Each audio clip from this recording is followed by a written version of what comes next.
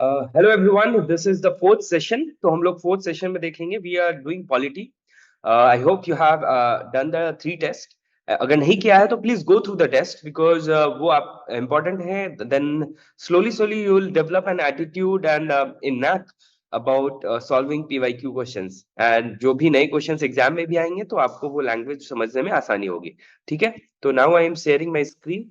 Then will discuss those questions one by one. जो आसान question होंगे उसमें I would be telling you कि आपको जो है यू शुड नो। अदरवाइज जहां पे आपको इंट्यूशन की जरूरत है उसके बारे में I would be specifically telling you about that. Before we start, we have told that we will be doing discussions on the 2 topics. For example जो कि एसए में यूज हो सकते हैं या एथिक्स में भी यूज हो सकते हैं या एनीवेज एक कोड की तरह we can discuss on this.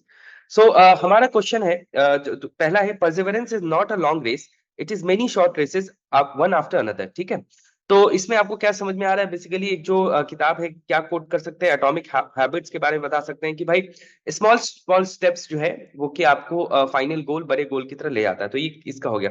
और इसने एटॉमिक हैबिट्स किसने लिखा? James clear. तो मैनेजेबल एंड कंसिस्टेंट स्टेप्स चाहिए। कैसे स्टेप्स चाहिए? जो कि हमारे प्रिपरेशन में भी बहुत अप्लाई होता है कि मैनेजेबल एंड कंसिस्टेंट स्टेप्स। अपने अपने हिसाब से सिलेबस को डिफाइन करना है, कितना आप पढ़ सकते हैं, और कंसिस्टेंट होना बहुत जरूरी है। कंपाउंड ग्रोथ एक टर्म है जो कि इस बुक में लिखा है, compound growth 1% improvement. And you know everything that कि आपका जो छोटा छोटा ग्रोथ है that will help you to achieve your achieve what you want.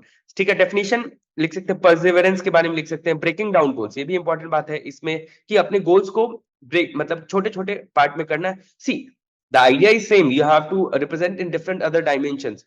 Building resilience, small consistency as the key to perseverance and purity, जैसे स्वामी विवेकानंद का है, purity, patience and perseverance can overcome all obstacles. ठीक है, ये स्वामी विवेकानंद का है। जैसे अब दशरथ मांझी का एग्जाम्पल हो सकता था, कैसे 22 साल में उसने 1500 मीटर का जो है रास्ता पहाड़ खोद के बनाया। Everyone knows that. Thomas Alva Edison के बारे में कह सकते हैं। विश्वामित्र जो थे ब्रह्म ऋषि जो है, मतलब कैसे बनना है, उनका भी स्मॉल स्मॉल स्टेप्स जो है उनको ब्रह्म ऋषि बनाया। ठीक है, धीरू भाई अंबानी का एग्जाम्पल हो सकता है इकोनॉमी में। जो ये है करसन भाई पटेल, निर्मा जो डिटर्जेंट है, उन्होंने मतलब कि वो साइकिल पे पहले जाके बेचते थे। मतलब I am just trying to say you कि which all dimensions you can explore. Economics का हो गया, मतलब कि इकोनॉमी मतलब फाइनेंस, इलॉन मस्क का है। उसी तरह स्पोर्ट्स में आपके Usain bolt, Sachin Tendulkar, Michael Phelps का एग्जांपल आ जाएगा। और टेक्नोलॉजी का एग्जांपल आप देखें तो जेम्स वेब स्पेस टेलीस्कोप है, जो मतलब 21 ईयर अगो बनाना शुरू हुआ, धीरे धीरे जाके बना, now it is being operational. Quantum computing advances में आप देख सकते हैं कि कैसे अभी क्वांटम डॉट्स क्यूबिट्स पे काम हो रहा है, जैसे गूगल का साइकोमोर है। So the point is that even if when you see a code and you have to write an essay, तो think about the different dimension that you can think of, right?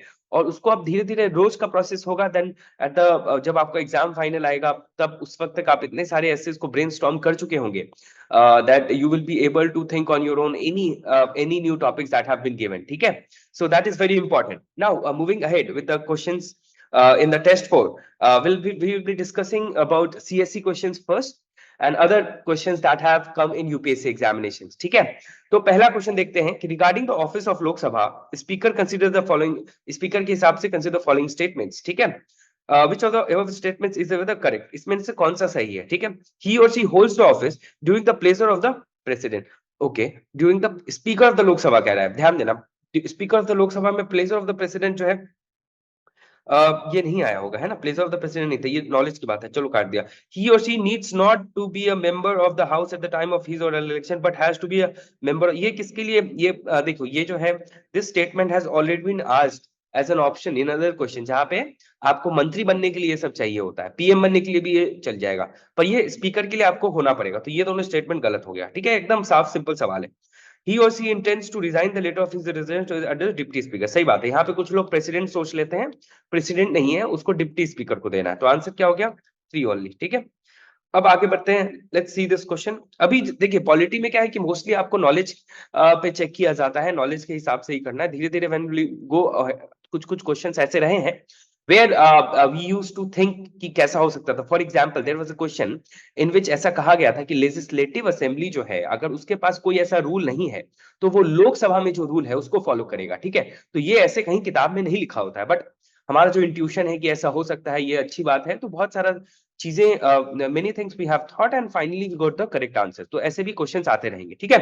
तो deadlock between the Lok Sabha and Rajya Sabha calls for a joint sitting of the parliament during the passage of joint sitting. Basically किसमें हो सकता है, ये भी देखो, money money bill में नहीं हो सकता है, कॉन्स्टिट्यूशनल अमेंडमेंट बिल में नहीं हो सकता है। साफ साफ ये ध्यान रखना कि मनी बिल और कॉन्स्टिट्यूशनल अमेंडमेंट बिल में जो है ज्वाइंट सिटिंग नहीं हो सकता है। ऑर्डिनरी लेजिस्लेशन में ज्वाइंट सिटिंग हो सकता है, ठीक है। तो आंसर क्या हो गया, 1 हो गया, ठीक है।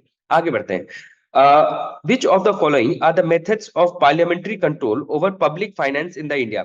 कौन कौन सा पार्लियामेंट, अभी इसमें से देखिए, मतलब पार्लियामेंट्री पब्लिक फाइनेंस पे इनमें से कौन कौन सा था, मतलब दैट इज है पार्लियामेंट्री कंट्रोल। तो सब ये सब देखेंगे, मोस्टली सभी होना चाहिए। देखते हैं इसमें से कोई अजीबो गरीब होगा तो वो नहीं होगा। देखो, प्लेसिंग, ये तो बजट ही बोल दिया। आर्टिकल कौन सा बताओ, article 112। Withdrawal of the money for consolidated fund of India only after, सही बात है, अप्रोप्रिएशन बिल के बाद ही आप मनी निकाल सकते हैं, सही बात है। Provision of supplementary grants and vote on account. Provision of supplementary grants, ये भी पैसे की मामला है, तो ये भी होगा, चलेगा। A periodic or at least mid-term review of programs of the government against the macroeconomic forecast and expenditure by the parliamentary budget office।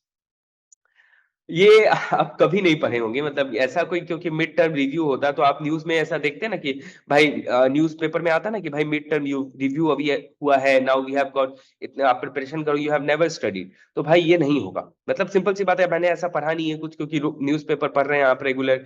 Laxmikant में भी ऐसा कुछ दिखाने की मिड टर्म रिव्यू के बारे में बात हुई, तो ये वाला ऐसी वाली चीजें नहीं होंगी, ठीक है। तो आंसर क्या है, फाइनेंस बिल के बारे में होगा। तो आंसर क्या हो गया, 1 2 3 5। तो ये अच्छा सवाल था, क्योंकि आपको ऐसे सवाल में ऐसे देना है कि आपको देखना at least.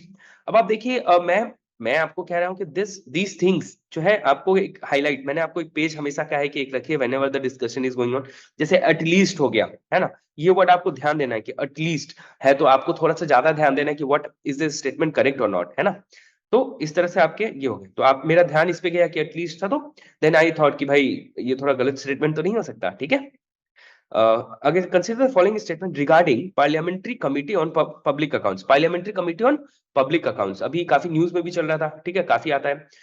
Consist of not more than 25 members of the Lok Sabha. ध्यान दीजिए, 15+7 हमने याद रखा था, है ना। जो फाइनेंशियल, ये पब्लिक अकाउंट्स कमेटी ने 15+7, तो ये तो 25 गलत हो गया, ये तो फैक्ट है, तो ये गलत हो गया, तो 1 1 कटा, ठीक है। तो ये मतलब तीसरा आपका सही है, बट आपको you have to read all the statements, ठीक।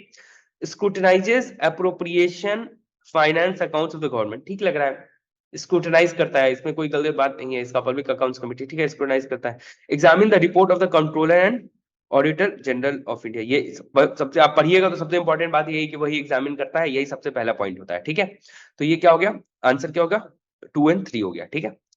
अब देखिए, इसके एक्सप्लेनेशन आपको भी बहुत छोटे में एक्सप्लेनेशन दिया हुआ है, ताकि आपके वो सब जो चीजें हैं वो रिवाइज हो जाए। मैं कुछ कुछ पॉइंट्स हाईलाइट करके रखा हूं, ताकि आपके जो इंपॉर्टेंट पॉइंट्स है वो रिवाइज हो जाए। जैसे आप देखिए, पब्लिक अकाउंट्स कमेटी क्या है, 1921 में, गवर्नमेंट ऑफ इंडिया एक्ट 1990 में, 1921 में आया। एस्टिमेट्स कमेटी क्या है, 1920 पोस्ट इंडिपेंडेंस से 1950। ये 1964 में कमिटी ऑन पब्लिक अंडरटेकिंग, है ना। तो ये जो है आप पोस्ट इंडिपेंडेंस है, जो कि एक फाइनेंशियल जो कमिटीज है उसमें से सिर्फ ये पोस्ट इंडिपेंडेंट है, ये ध्यान रखिए। तो यहाँ पे देखिए मेंबर्स क्या, 22 मेंबर, यहाँ 30 है, यहाँ 30। ध्यान देने वाली बात ये है कि इन एस्टिमेट्स कमिटी 30 मेंबर्स रहते हैं, और सारे के सारे मेंबर्स जो होते हैं वो लोकसभा के होते हैं। ध्यान दीजिए, all the members are from Lok Sabha. और कमिटी ऑन पब्लिक अंडरटेकिंग में 22 मेंबर होते हैं, जिसमें कि 15+7 ये हो सकता है, ठीक है। यहाँ पे फिर से देखिए, elected by parliament, elected by, ध्यान दीजिएगा, क्योंकि सारे लोकसभा के मेंबर हैं, तो नॉर्मल सी इंट्यूशन सी बात है कि भाई लोकसभा के ही मेंबर उसको इलेक्ट करेंगे। तो elected by Lok Sabha by proportional voting, ठीक है। ये 1 ईयर का है। Minister eligible, non eligible, minister जो है इन सब में एलिजिबल नहीं होते हैं। अब देखिए, चेयरमैन कहाँ है, appointed by the speaker, appointed by the speaker, appointed by the speaker from the Lok Sabha, ठीक है। फ्रॉम, अब देखिए जनरली, ये जनरली है एक मतलब होता है ना, ट्रेडिशन सॉर्ट ऑफ कह सकते हैं। ये क्या है, चेयरमैन किस पार्टी का, फ्रॉम ओपोजिशन बनता है। यहाँ पे एस्टिमेट्स कमेटी का ध्यान दीजिए, ध्यान देने, जनरली अपोजिशन, पर यहाँ पे रूलिंग पार्टी का बनता है, स्पेसिफाइड नहीं है, और ये सब कैक वाला है, बजट में, ठीक है। तो इस तरह से बहुत छोटे छोटे एक्सप्लेनेशन है, that will help you to go through the topic again, जो आप रिवाइज हो जाएगा, ठीक। Which one of the following is the largest committee of the parliament, ठीक है। कमिटी ऑन पब्लिक अकाउंट्स अभी हमने देखा, कितने मेंबर्स हैं, 22। कमिटी ऑन एस्टिमेट्स 30 मेंबर है, पब्लिक 22। और कमिटी ऑफ पिटीशन, देखिए कमिटी ऑन पिटीशन ऐसे जनरली पढ़े नहीं होंगे, पर आपको पता है कि 22 से ज्यादा है, तो आपको इसमें और इसमें डाउट होगा, तो आपको कम से कम पता है ना कि यार 22 से ज्यादा है 30, इसमें हो सकता है उससे ज्यादा, मान लीजिए आपको नहीं पता है, बट आपको गेस करना होगा, तो आप उसमें गेस कीजिए that you are more familiar about, ठीक है, तो ये आंसर हम गेस कर देंगे एग्जाम में, ठीक है। When a bill is referred to a joint sitting of both the houses of the parliament, it has to be passed by joint sitting। का सिंपल सा सवाल पूछा आर्टिकल नंबर 108 कि कैसे होता है, सिंपल मेजोरिटी से पास होता है, प्रेजेंट एंड वोटिंग, एकदम इसमें कुछ नहीं, 3/4 मेजोरिटी 2/3 में एब्सोल्यूट कुछ नहीं, सिंपल मेजोरिटी से जॉइंट सिटिंग में जो है आपका बिल पास होता है, ठीक है।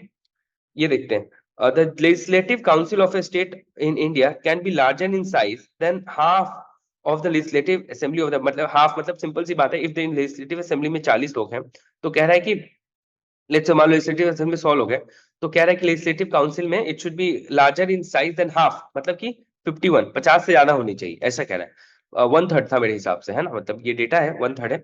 The governor of a state nominates the chairman of legislative council of the nominates, ये जनरली जैसे राज्यसभा टाइप का तो नहीं है, मतलब थोड़ा सा फील ले सकते हैं, तो वहां पे भी चुनाव वगैरह होता होगा। अब इसमें एक बार मॉडल आंसर देख लेते हैं, इसमें क्या दिया हुआ है, अब देखो क्या है। ध्यान देने वाली बात है कि 1/3, unlike the members of the legislative assembly, the members of the legislative council is indirectly elected। पहली बात, पहला इंपॉर्टेंट बात कि indirectly elected, पता ही होगा। The maximum strength of the council, maximum जो है मैक्सिमम 1/4 है, मैक्सिमम सॉरी मैक्सिमम कितना है 1/3 है, पर टोटल स्ट्रेंथ एंड मिनिमम है, मतलब कि या तो कम से कम 40 हो, नहीं तो मैक्सिमम जहां कहां तक जा सकता है, मैक्सिमम 1/3 जा सकता है, ठीक है। अच्छा, the chairman is elected by the legislative council, खुद में ही ये होता है, कौन कौन है, बिहार है, झारखंड है, उसके महाराष्ट्र, ये सब देख लेंगे, ठीक है, 6-7 स्टेट, तेलंगाना है, आंध्र प्रदेश है, ठीक है। अब इसमें देखते हैं, which one of the following statement is are correct. A bill pending in the Lok Sabha passes on its prorogation, सही बात है, जो लोकसभा में जैसे ही टच कर दिया, अगर उसके बाद भंग हो गया है तो खत्म हो जाएगा वो। A bill pending in the Rajya Sabha has not been passed by the Lok Sabha, अभी लोकसभा में गया ही नहीं, तो लोकसभा टच हुआ ही नहीं है, और राज्यसभा आपका परमानेंट चैम्बर है ना, तो क्यों लैप्स होना है, ठीक है, तो ये लैप्स नहीं होगा, सिंपल सी बात है, लोकसभा में टच कर गया मतलब लैप्स हो गया, तो आंसर क्या हो गया 2 ओनली, ठीक है। कंसीडर फॉलोइंग स्टेटमेंट्स, जिसमें करेक्ट है, पहले तो करेक्ट घेर लेंगे, मैंने आपको कहा है जब भी करेक्ट एक तो करेक्ट पहले घेर लीजिए, ठीक। In the election of the Lok Sabha or state assembly, the winning candidate must get at least 50%। अच्छा, ये तो है ही नहीं, आपको पता है, जरूरी नहीं है 50%, मतलब कि उनको क्या first pass the post election होता है ना, first pass the post election, वो देख लिया, proportional representation, first pass the post क्या है, बहुत सिंपल सा कंसेप्ट है, यूट्यूब वीडियो देखिएगा, 5 मिनट को कोई मिल जाएगा, आराम समझ में जाएगा, ठीक है। जरूरी नहीं है कि 50% जो है वोट्स पोल, ठीक है। अकॉर्डिंग, अब जैसे ही मैंने कहा अकॉर्डिंग टू प्रोविजंस लेड, जैसे ही ये बात आई, आपके मन में क्या घंटी बजनी चाहिए कि भाई कुछ तो बोल रहा है, you should be more aware about this statement being correct or not. Most of the cases में अगर आपको गेस करना है, अगर आपको नहीं आता है तो आप उसको रॉन्ग मार दीजिए, पर अगर आपको आता है नॉलेज के हिसाब से, तो नॉलेज को प्रायोरिटी देना है, ठीक है, which I have told again and again. According to the provisions laid down in the constitution of India, in Lok Sabha the speaker post goes to the majority party and the, देखो let down, ऐसा constitution में ये सब बात नहीं लिखा होता है आपको, मतलब कि कौन सा पोस्ट किसको जाएगा, जनरली ये सब नहीं लिखा होता, तो दोनों क्या हो गया, आंसर क्या हो गया, डी हो गया, ठीक है। Regarding money bill which of the following statements is not correct, money bill के बारे में इन सब में से कौन सा स्टेटमेंट करेक्ट नहीं है। A bill shall be deemed to be a money bill if it contain only provisions related to the impositions of abolition, remission, alteration and regulation by tax, सही लग रहा है, चलो। The money bill has not provisions, money has provisions for custody of the constituted fund of India or the constituent custody, ठीक है, सही लग रहा है। A money bill concerned with the appropriation of the money, देखो custody और देखो concert with appropriation of money out of the, अब तुमको पता है एप्रोप्रिएशन जो है ये प्रेसिडेंट के थ्रू होता है कंटिजेंसी फंड में, ठीक है, तो ये देखना कंटिजेंसी, तो ये आंसर गलत लग रहा है, तो इसको देख लेते हैं, तो ये आंसर सही होगा। A money bill deals with the regulation of borrowing of money and giving of any guarantee or by the own, सही बात है, मनी बिल यही सब करता है, तो ये आंसर क्या हो गया, सी हो गया। अब इसमें साफ देखो, ये दिमाग लगाने का बात नहीं है, आप जैसे ही पढ़ेंगे 6-7 बात दिया हुआ है कि कौन सा मनी बिल होगा, कौन सा मनी बिल नहीं होगा। जैसे देखो, जो पहला पॉइंट कह दिया the custody of the consolidated fund, और ये सब कह दिया, the regulation of the borrowing of, ये सब कह दिया, the appropriation of money out of consolidated fund of India, the declaration of any expenditure charge on consolidated fund of India, the receipt of money on the consolidated fund of India। अब देखो appropriation out of contingency is not a provision of money bill, ठीक है, किसका है provision, Lakshmi सब दिया हुआ है, उसको पढ़ लीजिए, सब हो जाएगा, ठीक है, उससे ज्यादा। और बाद बाकी जो नए questions that we are discussing also with logic, ठीक है।